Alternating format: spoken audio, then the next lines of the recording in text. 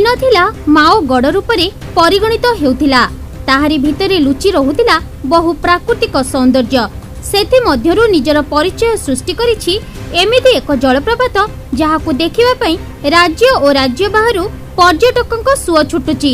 मनलोभा परिवेश संगकु सबुज बनानी आउ ताहारी भितरे झरणार कुळुकुळु नाद कोलाहल ठारू बहु दूररे वास्तव रे जेतिकी रोमांचकर सेतिकी मनमुग्धकर।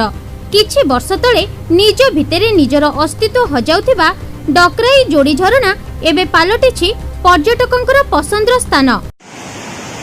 कालीमेला ब्लॉक रो बेजमड़ा पंचायत रे जो डेकराई जोड़ी या हमरो जो बहुत संख्यार पर्यटक ये आसुचंती। जिला नुह राज्य बाहर रू मध्य पर्यटक आसुचंती। किंतु वर्तमान जो हमर कोरोना महामारी चलची सेतिपाई वर्तमान पर्यटक संख्या टिके कमी जाइछि। तथापि हमर जो लोकल रे जे पर्यटक माने अछंती से माने आसुचंती एबे। किंतु एबे धीरे धीरे लॉकडाउन धीरे धीरे खोलिवा को लागलानी। एबे पर्यटक अल्प अल्प करी आसुचंती। धीरे धीरे पर्यटक संख्या बढ़ुची। ए जो पर्यटन स्थली आज पर्यंत सरकार रो आखिलोचन के आसी ना आसी मात्र सीमित रे ता अल्प सीमित रे शेष हो जाइछि। जहाँ भी सरकार अनुदान आछि जहाँ करिसंती से आम आखि को दुसुने एटा पर्यटन स्थली बोली से जदि सरकार ध्यान दियंते ए पर्यटन स्थली उपरे एक खूब सुंदर पर्यटन स्थली आमर मालकानगिरी डिस्ट्रिक्ट कालीमेला ब्लॉक एवं बेजमड़ार मिसा नाम होता ए पर्यटन स्थली आम बेजमड़ा पंचायत मिसा उन्नति होता। एथिपाई सरकार टिके आखिलोचन को नियंतु आमर पंचायतवासी अनुरोध। मालकानगिरी कालीमेला डकराई जोड़ी झरणा मालकानगिरी जिला कालीमेला ब्लॉक स्थित एमभी 66 छकरु बेजांगी गुड़ारू 22 किलोमीटर दूर रे रहिछि डाकराई जोड़ी जलप्रपात। प्राकृतिक सौंदर्य रे भरपूर डाकराई जोड़ी जलप्रपात पहाड़र प्राकृतिक परिवेश भितरे पत्थर को चिरी आसुथिबा झरणार कुळुकुळु नाद विशाल पत्थर उपरे अंका बंका होई झरणार जल प्रवाहित हेउथिबार मजा नेउछंती पर्यटक। वर्षा दिने जलर प्रभाव अधिक थिबा बेले शीत दिने जलर प्रभाव कमी जाइथाय।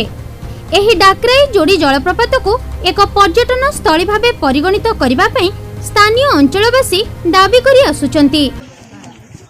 से जो मान ये तो अनुदान तो देइथिले जति हेछि आम हिसाब रे सेरा हुए तो शेष बोली कि धरा जाउछि। किंतु जति काम होइछि बहुत कम हेछि। ता थ्रोरु आ सरकार अनुदान थ्रोरु आउ किछि जदि उन्नत करितांते ताले होय तो आउरी याटु भल हेइतांता। जति हेछि ठीक से रास्ता जो पर्यंत हमर सीनरी अच्छी से पर्यंत रास्ता जाइने अधारे शेष हो जाइए। बाहर जो राज्य बाहर लोक आसुचंती से जगह को ठीक से देखी पारु नांती जेहेतु रास्ता नथिबा कारण से माने जंगल बोलिकी भितरे जाई पारु नांती रिटर्न होइकी पळे आसुचंती। सेरा गोटे दुखर कथा।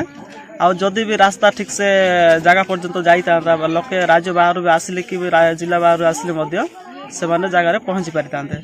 जेहेतु प्रथम मेन कथा रास्ताटा ठीक जगह पर्यंत जाई नाही। आमे कहवा अनुसार जदि रास्ता ठीक जगह माने संपूर्ण रास्ता हो गले से हुए तो लोके आउ रास्ता फेरी आसी नथांते जगह को जाइए पर्यटक माने मध्य तांकर पिकनिक भी करके आसी पारितांते। आउ जदि ए जगह को जदि सरकार तरफ जदि प्रशासन किंबा सरकार को दृष्टि जदि रखिकी आउ टिके डेवलप करथिले हुए तो हमर गां किंबा पंचायत पई किछि उन्नत हेइतांता। एतिकी हमर अनुरोध सरकार को पाखु।